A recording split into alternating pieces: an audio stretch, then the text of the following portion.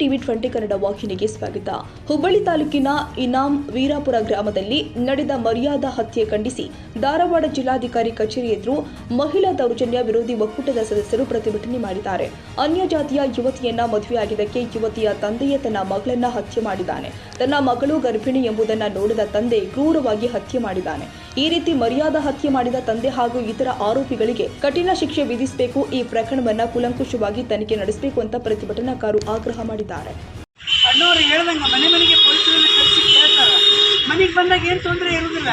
ಆಮೇಲೆ ತೊಂದರೆ ಆಗಿರ್ತದೆ ಇಟ್ಕೊಂಡು ಹೋಗ್ತಾರೆ, ಅವ್ರನ್ನ ಜೈಲಿಗೆ ಹಾಕ್ತಾರೆ. ಆಮೇಲೆ ಇನ್ನೂ ನಾವು ಇದನ್ನು ನೋಡ್ತಾ ಇದ್ದೀವಿ.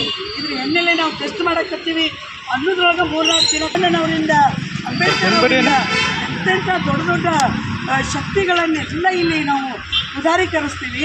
ಜಾತೀಯತೆಯನ್ನು ಮಾಡೋದಾಡ ಅಂತ ಹೇಳ್ತೀವಿ. ಒಂದು ಸಣ್ಣ ಅವರ ಇಬ್ಬರ ಮನಸ್ಸನ್ನು ಒಪ್ಕೊಂಡು ಒಬ್ಬರೊಬ್ಬರು ಮದುವೆಯಾಗಿ ತಿರುಗಿ ಆ ಹುಡುಗಿ ಸರ್ಕಾರ ಆಗಲಿ, ಜಿಲ್ಲಾಡಳಿತ ಆಗಲಿ, ಪೊಲೀಸ್ ಆಗಲಿ ಯಾರೂ ಏನು ಮಾಡದೆ ಹೋದ ಪಕ್ಷದಾಗ ಜನತೆಯೇ ಅವ್ರಿಗೆ ಶಿಕ್ಷೆ ಕೊಡಬೇಕು ಅನ್ನೋ ಮಟ್ಟಿಗೆ ನಮ್ಮೊಳಗೆ ರಕ್ತ ಕುಡಿಯಾಗ್ತದೆ. ಹೋಗಿ ಮನೆಯೊಳಗಿಂದ ಎಲ್ಲಿರ್ತಾರೋ ಅವ್ರನ್ನ ಹೇಳ್ಕೊಂಡು ಅವರು ಜೈಲೊಳಗೆ ಶಿಕ್ಷೆ ಆಗೋದಿಲ್ಲ. ಅವ್ರಿಗೆ ಮತ್ತು ಹೊರಗೆ ಬರ್ತಾರೆ. ಏನು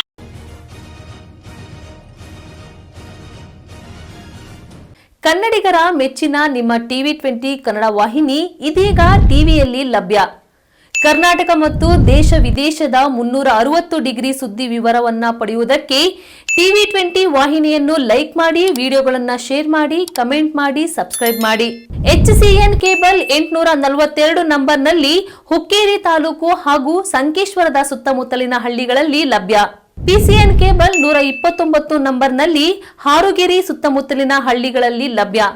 ರಾಯಬಾಗ್ ಡಿಜಿಟಲ್ ಚಾನೆಲ್ ಕೇಬಲ್ 80ನೇ ನಂಬರ್ನಲ್ಲಿ ರಾಯಬಾಗ ತಾಲೂಕಿನ ಸುತ್ತಮುತ್ತಲಿನ ಹಳ್ಳಿಗಳಲ್ಲಿ ಲಭ್ಯ. UDCN ಕೇಬಲ್ ನೆಟ್ವರ್ಕ್ ಉಗಾರ ಸುತ್ತಮುತ್ತಲಿನ ಹಳ್ಳಿಗಳಲ್ಲಿ ನಿಮ್ಮ ಟಿವಿ 20 ಕನ್ನಡ ವಾಹಿನಿಯೂ ಲಭ್ಯ.